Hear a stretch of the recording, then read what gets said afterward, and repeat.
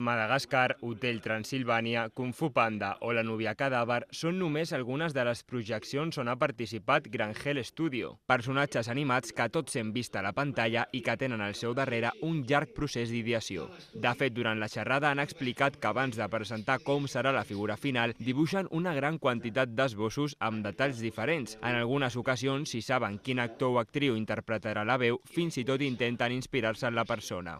Amb més de 30 llargmetratges, l'estudi s'ha consolidat com un dels més prestigiosos a nivell internacional. Enguany compleix 40 anys, remarcant que el sector ha canviat, però que el públic es continua interessant per l'animació. Per això, des de l'estudi, expliquen que participar en el Festival Filmets és una bona oportunitat per apropar-se a les noves generacions.